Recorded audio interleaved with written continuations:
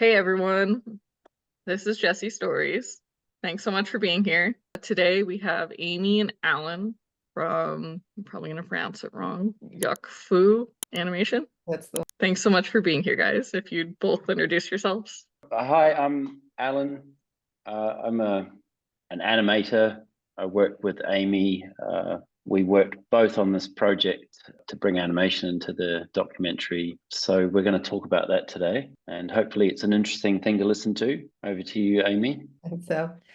So my name's Amy. I'm a producer here at Yukfoo, and yeah, I worked on creating some animation to help tell parts of the story. Yeah, and that's what we're going to talk about today. All right. Thank you guys for being here.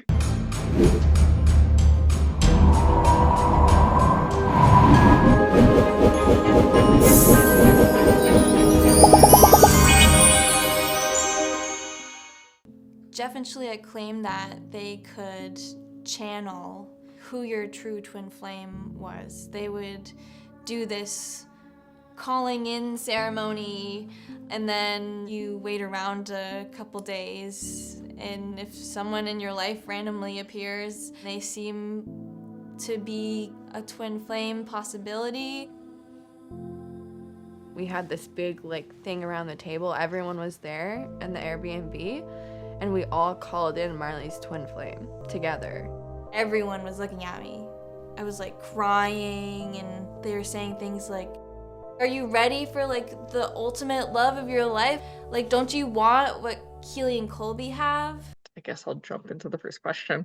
When were you first reached out to by Cecilian and Ball, if you were reached out by them? Yeah, I'll take that one. It would have been, it would have been 2022. I had worked on a project with another documentary series which had animation in it. Actually, it's a documentary film, and it was running around the circuit doing the Emmy nominations, Oscars, that sort of thing. It never ended up getting an Oscar nomination. However, it was very close. But I remember that's one of the first things that we talked about in the first call when I did speak with Cecilia and Inbal. So they gave me the commiserations on that. And they said, "We really love the work. We would like to talk to you about this project we're working on."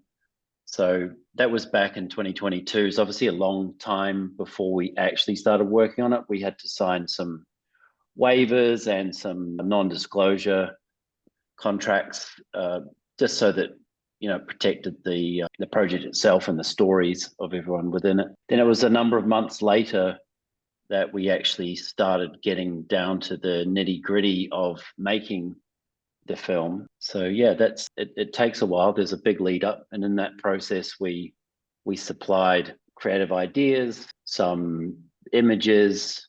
We sort of scoped out where we thought we could help and what that might look like. And then eventually Cecilia and Imbal contacted us a couple of months later saying that they'd like to proceed, and then we got into the onboarding type of stuff with ITV, who made the documentary for Netflix. Very cool. And my next question is, what made you both want to take part in this docu-series? You go, Amy, your turn. Well, I was just going to say something that really appealed to me was that it was an important story that was being told, and Cecilia and Bo were both very passionate about it. And it's nice to take those opportunities to work on something meaningful and a job that I guess, well, we would say it's a job for good, really, in many ways, because it helps spread important messages and highlight injustices. So yeah, that was something that really appealed to me about it, outside, of course, of the business side. Yeah. Very nice. Yeah, absolutely. I agree. It's these types of projects don't come around often enough in life. I think, when you see something where you can really help to make a difference in just doing your normal job, and you see it as a good thing, like Amy mentions, it's a really nice feeling for us just to be able to do what we do and know that it's going to have a positive effect out there in the world. That's true. And it's, yeah, definitely an impactful project that has turned into still a buzz thing. Like I saw recently on TikTok, because I'm obsessively on there, someone wrote a comment to a influencer who was trying to be funny, but it's not really that funny because it exists.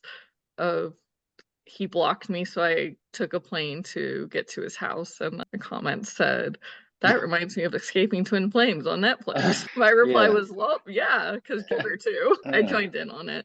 Yeah. Yeah. Yeah, So I can yes, see it the humorous definitely, side of that, but yeah, it's a touchy subject. yes, it is. But it is fun to also make fun of it. I know I took part in Sure. a lot of the ha ha ha that a lot of people were doing. Like even comedians were making fun of Jeff. And All right, I haven't seen any of this stuff. yeah, it's fun to also poke fun out of it and then Yeah. going, you're gay, and you're gay. I thought that was because it's true. Yeah, I bet there's 1,000 memes about it too. Yes, there are some great memes. I have to say, a lot of good did come out of it, even Mm. because no matter what you're doing when it comes to justice or anything in the creative field, there's always going to be a negative and a positive review and reaction. You'll never just have a medium. It's, yeah, a fact. Okay. And now a really fun one that I'm excited to see what you guys say. How did you come up with the style of animation for the series? I think I'll start this one and then pass it to Amy partway through. It's quite an interesting process because what we intended to do didn't actually make it onto the screen. We intended to do something completely different. And then I had that all planned out quite carefully, and we started doing tests and things. And then I guess it was about a month into the project. We'd done quite a lot of work on it, which means, time, money had been spent, time that's eaten up into that the end of the schedule where you need this thing to be ready. And I think it was Netflix that had a look at what we were doing. The ITV side of things seemed to be fine, and we were working through it quite well. But they hated it. They just didn't like it at all. And I think it's a case of, because it wasn't finished yet, and they were looking at stuff that was kind of like a little bit of a sketch of what we wanted to do, they just put the brakes on and said, no, we're not doing that. And that was more of a 3D kind of world where we was going to set the whole story in this kind of tarot card kind of look, with those kind of beautiful illustrations. Everything Yeah. was going to be like that. And we were going to go into the tarot card, and that was going to sort of expand into this kind of three-dimensional cutout world, which would have looked really cool. Yeah. But it did need a bit of development, so visually, for people to understand it. Unfortunately, we didn't get that far, and we were working with a few artists at this point, and then Amy you kind of took it from there a little bit, didn't you, Amy? I remember there was that one image we made with the handcuffs, I think, and that just really hit creatively a spot for everyone. Yeah, I think the fear was that if it ended up in a space that looked a little bit too much like a graphic novel, or, I mean, the words cartoony weren't used, but I think it explains it well here. If it ended up with the wrong tone, it wouldn't feel like it had the reverence it needed to the story being told. So we massaged things a little bit to, I would say, work with more the way it should feel. I felt like I was thinking more in feelings than in literal storytelling. There's still literal imagery in there, but much of it is more, a little bit more of a feeling and a tone that suited the storytelling, if that makes sense. Yeah. That makes sense. I really like that idea, though. That's really cool, the tarot idea, because that is a lot of what we did within the community is tarot reading, and to bring people outside of the cults into the cult tarot reading. And of course, that tarot art was so beautiful. It's such an interesting thing visually to look at. So it was really fun exploring that. It was very exciting. Yeah. Tarot is still fun. I do still do that, but not publicly anymore. I just do it on my own. That's a fascinating thing. Anyway, so we ended up doing this kind of more like, they're kind of like moving paintings in a way, the way we'd probably describe them now. There's a very similar color palette right throughout, which was developed based on this one image. And what we were doing with that image was just trying to find, like Amy says, the tone that kind of felt right for the story. And one particular image was made, and it was during this arrest scene, which you might remember. There's a scene with some handcuffs, and I forget the character's name today. I think it was Angie. No, it wasn't. No, it's Elle. Elle, that's right. Elle, yes, Elle, Elle was telling that part of the story, and we happened to paint one image of it, and everyone loved that image. It just like really resonated throughout. So we ended up kind of scrapping all of the stuff we'd done. And this is where Amy came, and she sort of like took that by the horns, as it were, and really sort of pushed forward with her storyline. And I think you started developing the story more than myself at that time, and did a really nice job working with the artist to draw out the sort of boards that we needed to do to explain certain parts, and then having them visualized and drawn up, and then eventually animated. Yeah, thanks, Elle. I really enjoyed that part of the process, and yeah, it was good. Yeah, you did a really nice job of it. So yeah, You guys both did amazing. Yeah, this is probably less exciting than the art side, but of course we also consider the budget and the duration of the footage we have to create, and so that came into a little bit as well. And because it was being edited at the time, some of that was still up in the air, and so we were trying to find a way to design it and create all the footage we needed that was really effective. Yeah, Very cool. So it was like, I think when it was finally put up on Netflix, like 6 months ago. I have no concept of time, but so it was, I think like, it was almost a year ago, wasn't it? I can't remember now probably. either. I literally have When no we- concept of time, so I'm gonna go with whatever you guys say. It might not have been a year ago, but it's like a good 8 months ago. I remember towards the end of the year, the end of last year, it had spent a number of weeks in the top, I think it was the top 3, and I think it spent a few weeks in the top spot on Netflix in terms of views. So that was like December, I think. Yeah, so maybe and it it did went go to back air. up too. I know. Even when everything went down, it went back up, like top 7 or something at some point. Yeah, right. And then it dropped, but it's still being watched right now. Yeah, it's amazing actually, because the word of mouth gets around. And when we published some of it on our social media, people were going, like my friends going, "Oh my God, did you make that? That's so awesome. I just watched that. And we're halfway through, no spoilers," that sort of thing, So all of a sudden, people I normally wouldn't speak to about that type of thing were telling me they were watching it and they found it really fascinating. So that's really good. And a lot of people start talking about those sorts of shows, and they will have that kind of ride, like they'll resurface. In fact, something that Cecilia and Imbal worked on previously, I keep seeing hints of it, the Nexium documentary. I don't know if you've watched that. Yes, it's another I watched that. really interesting one.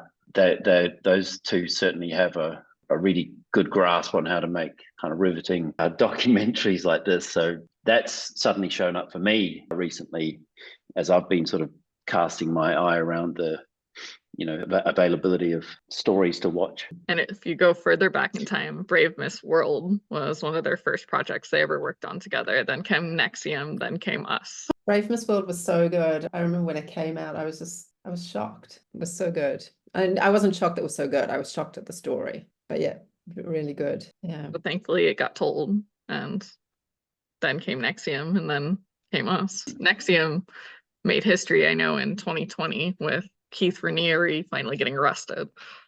Yes. Which hopefully, fingers crossed, that happens, because with this project, then you guys might be called again. Hopefully, I hope so. That would be a good thing. So some continuity and some resolve would be nice.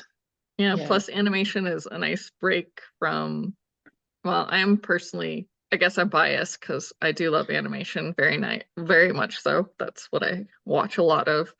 But I feel like animation is a good break, even if it's adults or for children, whatever it's Yeah, I for. think so. It's a I good think it has a break. nice place in storytelling. If you use it sparingly in the right places that can have the perfect effect. Yeah, and it's a good educational tool too, because True. within this docu-series, definitely it's used as an educational tool and a empathetic tool to really, I guess, try to have those outside of the situation have a little empathy, at least a little, and try to understand what might be happening and occurring. And I think you guys did a really good job of portraying that and kind of the motion, because I rewatched some of those little scenes too, just to get a better feel. And yeah, it was really well done. And some of your other stuff too that I watched. But Oh, thank you. yeah, just wanted to point that out. Excellent, thanks. And then a really important one for every creative artist, which I count you both as. Do you have a process in deciding what kind of animation to use per project? So whether it's this or any other projects you guys have done? Yeah, we definitely do. Like Amy mentioned before, it sounds a little bit strange to say as a creative answer, but we quite often will consider how much money needs to be spent because certain things take longer. You know, I can't think of an analogy off the top of my head, but certain types of animation are just really expensive and others are not so bad. So we often will consider that first before we even think about what we want to do creatively. Some things might be off the table. Other times you might go, well, you know, the world is your oyster. You can delve in and see what your mind comes up with. And it's often to do with the what needs to be said will dictate the kind of style or the approach. What do you think, Amy? Yeah, I agree with that. But one thing that's nice about animation is that you can, well, anyone who's worked in animation a lot will know that there are ways to find good solutions in nice design, for example, to sometimes carry a lower budget, and ways to cleverly approach things that have to stretch over a longer duration. So you need to create a lot more animation for the money. And so considering it up front is really, really important, because you want to be able to pick a style, pick an approach that can give you the results you need at the end. You know, it's not, yeah. Does that make sense? Yeah, that makes sense. I've talked Yeah. with animators, multiple different ones, and because the style takes a certain duration of time just to draw in the first place, that makes sense to me, because it takes a lot of work to just get the image moving, what style you're doing. So that has to be taken into consideration first before anything. Yeah, absolutely. Because if you pick something that's going to cost so much money to create and you can only create 10 seconds, that's not really very useful for the project. So you want to, pick something that can go the distance and be effective. Yeah, exactly. I'm just looking at some of the old, like really early boards here. I'll just show it to you on the screen. But this is when we were doing this was never seen. But oh, cool. This is the tarot card kind of idea, and you can just see the beginnings of working out, like, okay, that character can be portrayed as a king, this one as a knight, and those types of compositions we're just working out graphically, so that did look like a bit like cards. And that really was cool. That was based on the kind of a recommendation that Cecilia came up with, actually, stylistically, and we ran with that because she mentioned that she might like to see some tarot card, because she knew that it was used within the cult or within the activities that were happening within the cult itself.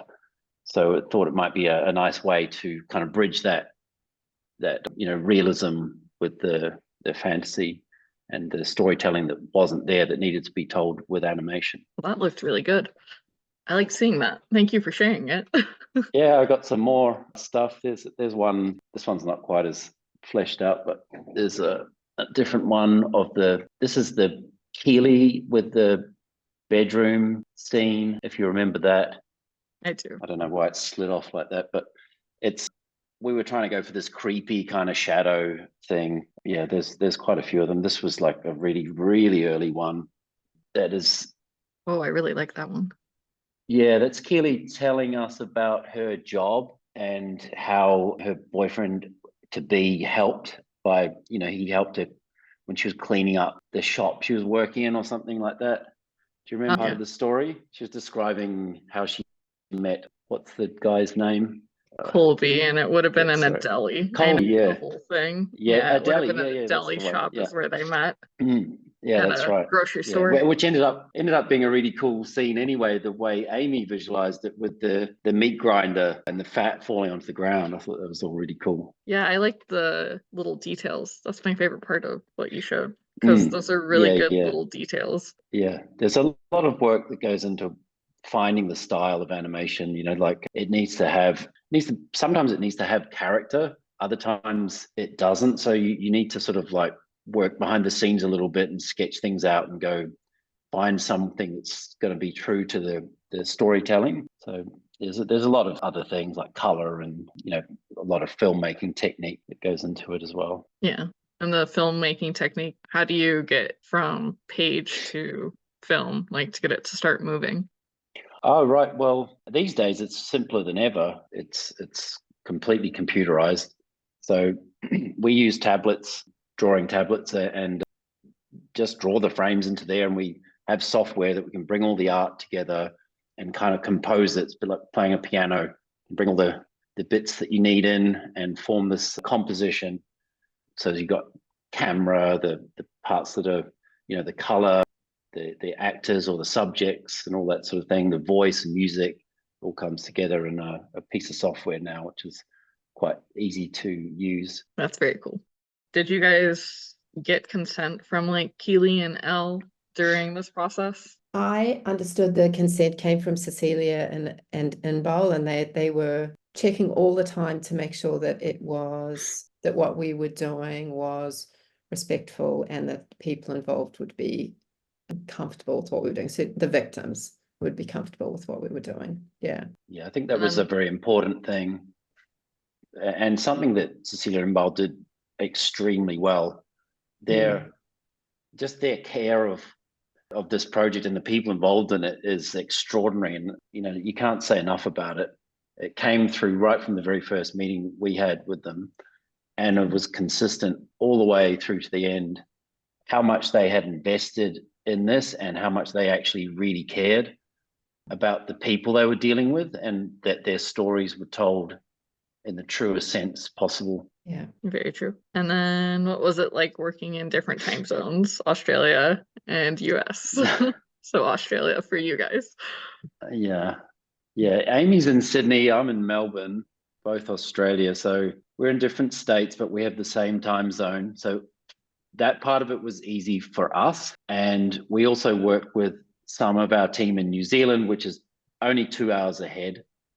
I guess where it gets tricky, Amy, is scheduling the early morning meetings or the late night ones where you have to have quite long catch-ups after, a week or two of us working away.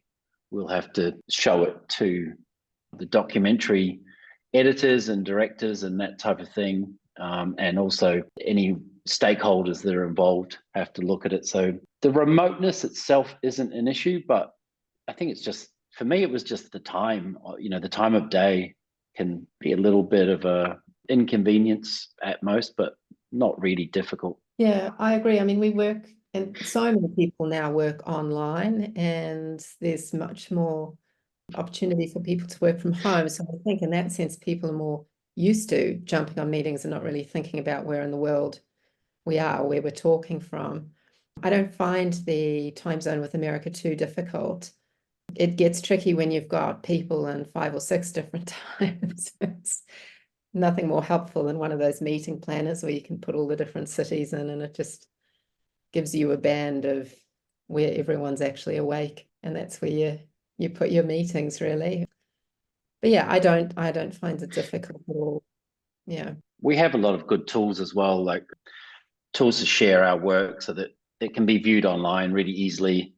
So that process has been developed pretty much since, we had it developed before COVID because we'd work internationally, but the pandemic really solidified that. I think for a lot of people, it became normal to do things like we're doing now, in front of a camera in your own home. You sitting there in Colorado and us on the other side of the world. It's quite simple, really. Just have to find the right time slot. Yeah. So yeah, that's it's true. also really cool because it opens us up to being able to work with these people who are making these great stories, whereas before we may not have had that opportunity. So that's a really positive, optimistic side of it. Yeah, which is fun. And then getting on Netflix. Yeah, that is fun, definitely. Netflix has got that kind of weight to it, hasn't it? It's on Netflix. It's you've kind of hit the peak. Yeah, because It's a Netflix good and thing chill. to be able to say. Yeah, totally. It's still a thing, Netflix and chill. Yeah. So it's a good Yeah. thing because that means there's more Yeah. viewership versus like HBO, I know in the past had a lot of viewership. And yeah, Netflix is pretty much number one in the game of, I forgot what it's called, but of that. The streaming game. There you go. The streaming. Mm. Yes, Netflix is number one. So it's a good place to fight for justice because there's people viewing that might feel the same way or not, but at least it's there. At least they've seen it. Yeah. Yeah, at least the information is starting to get out, even if people's understanding of it definitely takes a while, but Mm. at least Well, it's yeah. there. And I guess you pretty much answered that one, so I'm going to skip it. But let's see.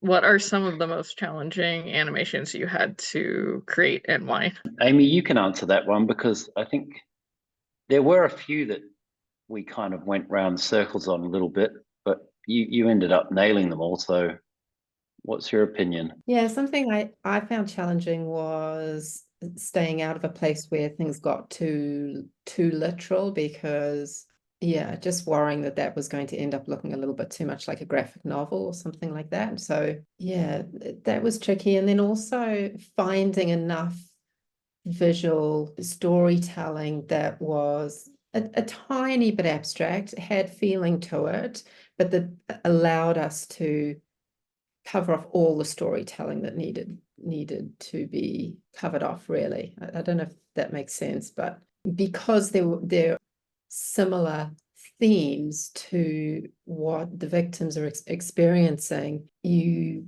can end up with the same heaviness of visual imagery. So it was trying to make it personal enough and bespoke enough for the different stories while still coming back to the fact that, you know, you're all in the same boat and it's not a nice boat, and how it, you know, the individual stories within that. Yeah. And what were your favorite moments? Well, Escaping Twin Flames on Netflix or taking part in that. I mean, for me personally, I just really loved the team that I was working with. There were a lot of females on the team, which is, of course, something I always enjoy. That, you know, when I started in animation, there were very, very few women. I think there were only three females studying with me. And so I always enjoyed seeing more women coming up in animation, and then to work with Cecilia and Imbel was, of course, really special to me. Yeah, I think that was what I enjoyed the most, and I think I enjoyed it because it just meant a lot to me. Yeah. In fact, all four of the people who we dealt with on a regular basis from that side of things were women. So, you know, that's always a nice thing, changing that balance, which has so traditionally been, you know, men. It was good. I really enjoyed the thought that went into the crafting of the piece. Every time we'd see an edit, there was just so much thought and depth in the stories that had changed. And, you know, or Cecilia would explain why that happened. And it was just like they'd really invested in the story and they wanted to get it exactly right. And you could see it happening. We could see it happening in front of our eyes because we'd get updates on the stories. So we could sort of start splicing in our little pieces so they'd make sense. And I really enjoyed that part of the story. It's a little bit annoying from a practical point of view, because we have to kind of like change things a little bit. And animators don't like doing changes because it takes longer. But yeah, it was a really interesting, eye-opening way to do things. All right. Yeah, there were a lot of good things. I've got another good thing. Okay. When we did get the animation that you're going to play at the beginning, which we called the opening ceremony, there was a lot of different ways we were going to do that, and we eventually ended up on this the kind of panning up and the hands and all that sort of thing, with the kind of nice swirly mystical nature of, because you're talking about like chanting or calling in this kind of ethereal thing. Once we started getting that on screen and it started working, we did some really simple tests with it. It just felt like that kind of glued quite a lot of things together for us. And that was kind of a moment where we go, yeah, it's like a gotcha. We've found how we want to do things now. So that was a really nice moment to come across. Yeah. And then let's see, I already pretty much asked that question differently. How did you, wow, you were starting to go into that. How did you both come up with the divine channeling animation? Yeah, again, I had a different version of it worked out, and then Amy and I talked a lot about it. And I think we started liking Amy's ideas better, and she was getting a really good, what would you call it? Like a handle on the storytelling and the visual, kind of marrying them together. So I will let you answer that. Amy, you sort of came up with the visual and then sort of led things from there. Yeah, so again, I'm probably speaking in feelings a little bit too much, but it felt to me a little bit like a seance, really, like they were conjuring something. And so the idea of kind of passing these graphic layers of smoke, and it's a little bit of visual prettiness, and also a little bit of kind of what is that, what are we seeing? So you get a feeling of not exactly knowing what you're looking at. And so yeah, I think that's where that came from for me. Yeah.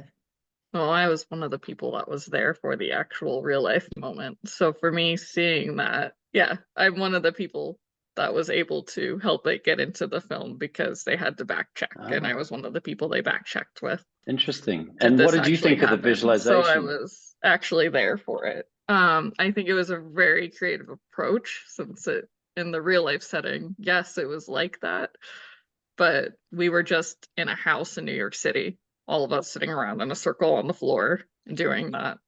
But we were all very close up. It wasn't a perfect circle by any means, but that's what we were in. So the creative side of it was great, but the real life side of it definitely looked different from the creative side of it. So for me personally, because I am a writer, as you guys know, I do have a passion for animation. Well, I guess I am an author. I'm a published author. Yeah, that was a good creative, taking some creative approach to it. Yeah. And kind of got the good feel for it. It wasn't really a seance per se, but it was, for me at least, it just felt like a little inner circle feeling of everyone being there and all of us taking part in this. And then the next morning, the reveal happening, in which they have a portion of it in the docu-series, not the entire thing, that happened off camera. But we have that portion of it. But it was literally that night, and then we stayed up until like 1 a.m, and here we are, life purpose class, alive, and then it happens. So you're talking with one of the people that was there, and yeah. Wow. And that's done to the voice of Keely's sister. Marley. What's her name? Marley. That's right. Yeah, and it was about this new person coming into her life. Creepy dude. Yeah, very interesting part of the story, actually, and not in a good way. No. Because the other challenge with something like that is you don't have the luxury of a huge amount of screen duration, so you have to find some shorthand to explain what needs to be explained, and I think that a little bit of that came from that kind of like, well, how can we get some visual imagery in there that catches the feeling quickly? I really liked the hand motion, because that to me felt like the most realist part of it, and just the adding of a little bit of magic, because that can be also symbolism of coercion very easily. So I thought that was good visually, just to have that. I know not everyone will take that from that. It was really well done, the creativeness of it. Thank you so much. And it's nice to actually talk about it too, having been someone there. Oh no. Oh yeah. Did you learn anything about coercion control and cults from taking part in the docu-series? Yeah, absolutely. Yeah. I learned a huge amount, actually. I found it really interesting, I guess, even looking more into what is being done here in Australia, like we were talking about earlier, around coercive control and yeah, how, I mean, it's just so shocking that somebody can have that much of an effect on other people's lives. And that was the outtake, hearing the victims talk about that and how far reaching it is into their families, and how many people it affects. So yeah, and I knew it existed before, but actually working on a project and being that, sunk that deep into the conversations about it was really good for me. Yeah, as a person living in society, to acknowledge it and be involved in a project that discusses it so much. That's very wordy, but yeah. Yeah, I agree. I learned a lot. Also, what really blew my mind about the project, which I didn't know would exist, was the gender reassignment side of things, which I struggled with that. I just couldn't get my head around how someone could convince another person that that's what they needed to do. And that to me was a real eye opener, and it was the most shocking part of the documentary for me. And I learned so much from that, about all sorts of different things. It was a real eye opener and a really interesting part of the documentary. That someone can tell you who you are. That was part of what they did. I was one of those that would have ended up being, well, I was reassigned. So I was one of the ones that was told I was a male in a female body, so divine masculine. I was told that in 2020, and I also left in 2020 from Twin Flames Universe, but I left only 3 months later. So there's a lot you go through, because it's definitely a process of, this is what you are. And some I've seen have fully transitioned that were in my same group. Yeah, it definitely aren't the words that you would hear from someone who actually is trans, because that is who they are. The rhetoric that was being told was, I'm this because of some superficial thing. It wasn't, oh, I play video games, so I'm a male. It was very superficial, whatever maybe, or I like wearing sweatshirts. Like, I like wearing sweatshirts, so I'm a male. And it seemed to be to perpetuate the group, so there were an even amount of matches that could be made. That's one of the things that I sort of took out of it as a possibility. Well, there is more females, like at least 90%. There was rarely any. The only people that were already together came in together, like male, female. So Keely Colby, there's a couple others too that just came in pretty much already together. And the rest, you were coupled. I was part of the coupling group. The second round, though, there was a round after me too, but part of the coupling round. And it's because Jeff needed money. That's everyone's theory. And I fully agree with Jeff needed money, and no one was getting their harmonious twin flame union. So things were falling apart. Something to keep money flowing. Yeah. Must have felt so confusing at the time to be being told who you are, and kind of knowing that you're contributing to the best of your ability to within this group, and should you be listening, and this is now, your family that you're so close to, but something's wrong. It must have just been a very, very confusing time. Well, it's hard because at that time you were pretty much told to cut off from friends, family. I had almost fully cut off from everyone. I had when I lived in Florida, but I had to move back in with my mom. So thankfully, because I was still with a family member, she helped along the way. Part of my story was in there too, of the role my mom played in me getting out. But yeah, so coercion is very strong, but if you're literally with someone who can think rationally for you, is very helpful. But when you're in that situation, like, I thought I had no choice. I literally pretty much had told my mom I'm a man in a female's body. I had made it to that step fully. Yeah, there's a section in the documentary that covers that exactly, I think your mum's in there. Yes. And you're saying that it's good to have someone from your family on your side, but do you want to hear what their opinion is?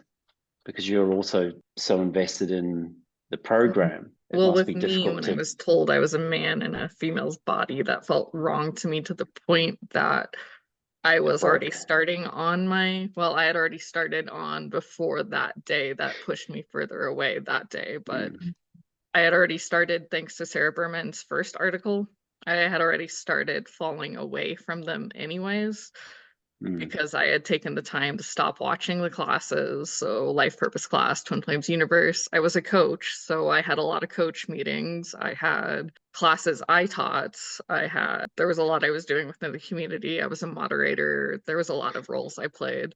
It takes up your entire life. It is your full-time job that you're not paid. Another interesting thing about that is that in the documentary, there's that mention of, well, there's the two, Keely and who's the Canadian woman? That's Angie. Angie, that's Angie. Yes, that's right. They have that conversation about how hurtful their interactions were once, because Keely, thinking she was doing the best for everyone, as the story goes, and she's obviously regrets it deeply, but there's that whole section about how could you do that, and because you're a coach, even though you're maybe pulling away personally, how did the coaching part feel to you? Did it feel fraudulent because you were involved in that, but you were sort of pulling away in your sort of personal beliefs? I started pulling away only because the Sarah Berman article was showing the truth. So as a coach, I never made it that high, but I worked directly with Keely, Angie. I worked with everyone in the series, like as in inside the cult together. We were all in together. People seem to not always see that side of things. So yes, Keely did. She was one of the people, but who told me was not Keely. She was someone else. There was multiple coaches that told others that they were the male and the female body. Keely was one of them. Yes. There was 4 other coaches that were part of the inner circle with their twin flames that went and told others. So how they chose to do it was due to Jeff, but we all were close in there, and we all had some of the same coaches that were taking part in that. So coach is second to pretty much making it into the inner circle, but the only way you make it into the inner circle is if you're in harmonious twin flame union. And yeah, no matter what, you're getting the same thing. You're getting the same coercion, you're getting the same treatment, you're getting close one-on-one with Jeff and Shalia. Like, Jeff would go into my personal messages, Shalia would too, but because I was divine masculine, it eventually was just Jeff.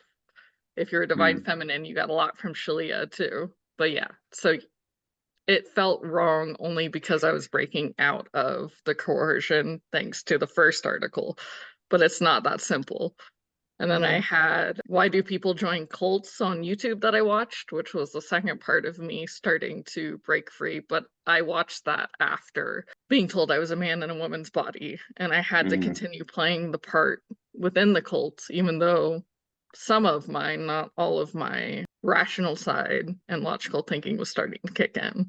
It took a lot to get just the little ounce I had in there. And then my mom pretty much giving me that logical question was the key. The next step of I'm done, I just want out, and I can get out, and there is a way. But I had to ask. Well, I told her, I don't know what to do. I don't know how to get out. And she said, why don't you just block them? And that's how I got out. It was that easy.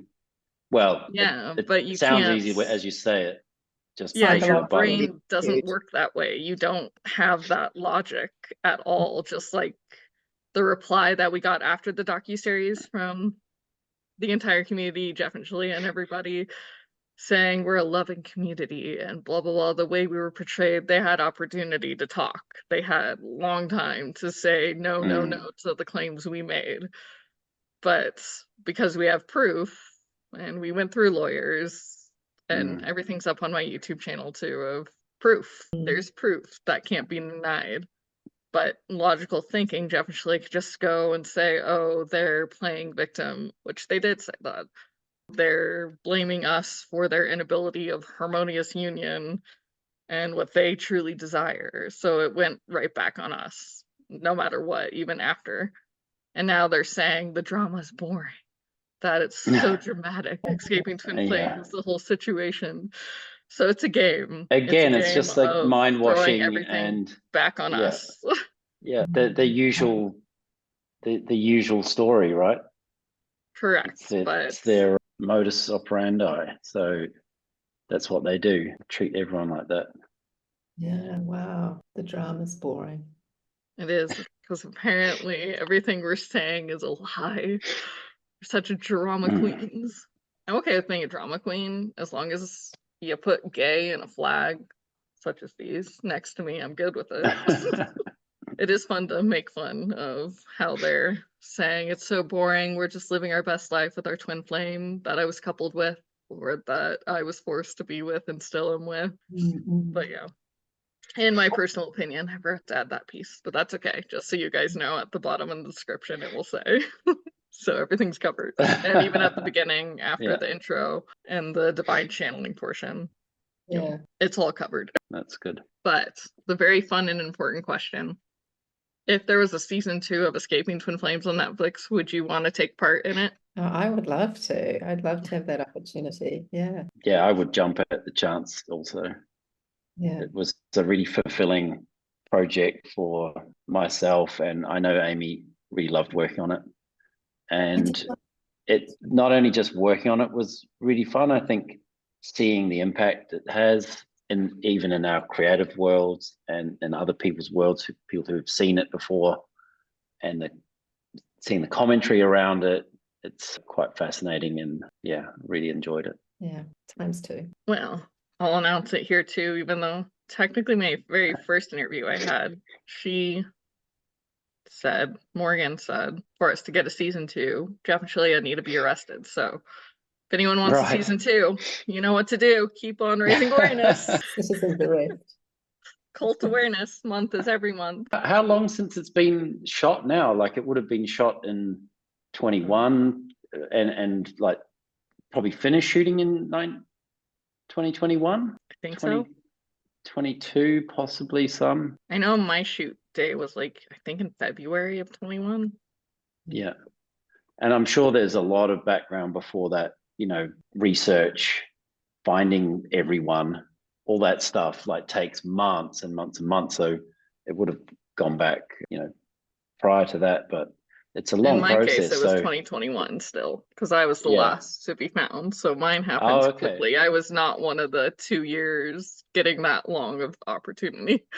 I was 2021 shooting in 2021.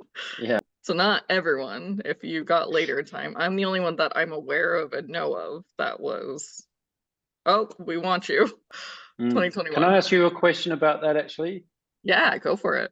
I'm very when you're sitting in a lounge room or whatever, and there's a documentary crew with a camera pointing at you, how do you go about focusing on telling a really good story, without the distractions, without thinking about what am I going to look like, getting to the real depths of the story? For someone who's not trained, you don't know how to.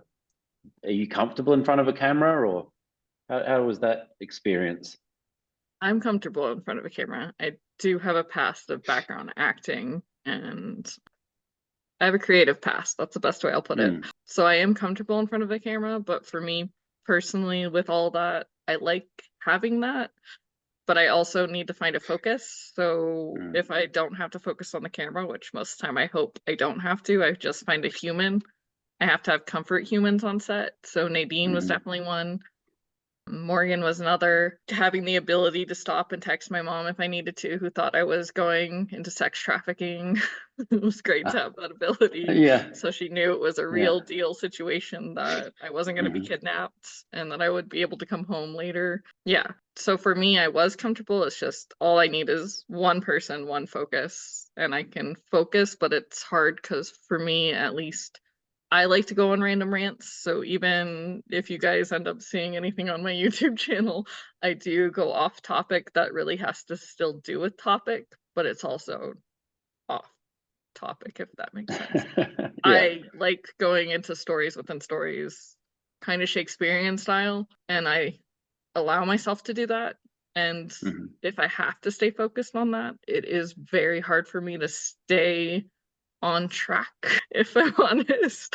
I can go into that topic and then I will switch into another one that still has to do with it. It's just literally going off topic. But yeah, that's just who I am and how I tell And things and tell did you stories, find, including my own. sure, did you find the documentary makers helped you stay on that line? Did they help with that, when just with the way they work with you, the questions and the conversation they have? Yeah, it helped. I got to get like preliminary ideas of the questions that were going to happen, not the exact questions. And then the day of, I got the exact questions. So it was nice to have an idea of what I was going into. And then, like, where we did filming was unexpected for me, just because at first it seemed like a shaky area of, oh no, it's not going to be a safe one. Because where my Oh, Uber right. driver originally took me, I was scared at first, but then I noticed, oh, it's fine, it's safe. Where was it? It was I just mean, at a house, someone's right, house. okay. But But in it was like a weird looking neighborhood or something. very weird looking. Well, there was like trees and stuff, and then you have an alleyway, and you have these other houses, but you didn't know which house you were in, and we literally had to Right. walk up the way to go to the correct Okay. house. But where the Uber driver took me, it was like, looks like a alleyway that someone could come and get you Right. Yeah, that's not a in good broad start. daylight. But regardless of that, that was the situation for my filming of my first train of thought of when I first got out of my Uber. Until it was oh, we're walking, thank goodness. Well, things can only improve. Like, I get it. In Yeah. some filming settings, honestly, are like that, but yeah, it was the unknown. There's a lot of unknowns for me because I had to take off at the time my para job, and I defined days, see if I had PDO to take it off, which I didn't really fully have it, but I took it anyways. So there was a lot of things that went into it on my end. And it's a vulnerable situation for you to go and be interviewed about on your experience. So, you'll be vigilant from the start, I guess. Yeah. But yeah, I was nervous the whole time either way. They tried to keep me not so nervous, but my techniques are not neurotypical. So like stimming, that calms me. But they did try doing like ice, which is interesting, on my wrists. Oh yeah. You apply it? You just hold like an ice cube for a short little bit until you feel calm, which did work for like 5 minutes, but it definitely worked. I Does never that- heard of that technique until that day.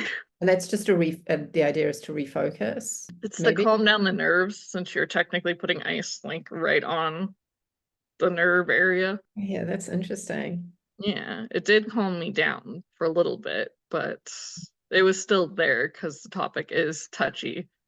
So there wasn't too many ways around that fact in the first place, and the fact I hadn't openly talked about it since I had left. So it had been years, and the most talking I had done was Cecilia and Ball. And yeah, now I talk about it openly nonstop because I had to tell the people I worked with, whether I liked it or not, hey, I was in a cult, I'm in a docu-series, I gotta go. You're welcome for telling you. That's not easy. How did they react? And even having to be more honest with my family about it. It's not easy bringing that up, because then you have to tell everyone. It's not really a choice at that point, because it's going to be public either way. It's full on. Yeah. So there's a lot that even still the aftermath of it. I like that now I am very open about it and talking about it and writing my memoir. I know others in the group have been open about it, are writing too. So it'll be good. The more stories, the better. That's why Jessistories is my channel. But yeah, I like where that went. Yeah. Yeah, it's very interesting. It's always something that, nobody really knows what happens in those situations. So it's always good to get some firsthand commentary about it. Yeah. Are there any other questions you have today? No, I was gonna start to do the wrap up. Yeah, if you guys want to take part in it too. Yeah, sure. All right. Well, first, thank you guys for being here. If you made it through the entire interview, thanks so much for being here, guys. Please like, subscribe, share with a friend, family member, anyone, and embrace your truth. Tell your story. I have a story to tell. You have a story to tell. We all have a story to tell. Thanks so much for being here, guys. Yes, bye. Peace. Thank you.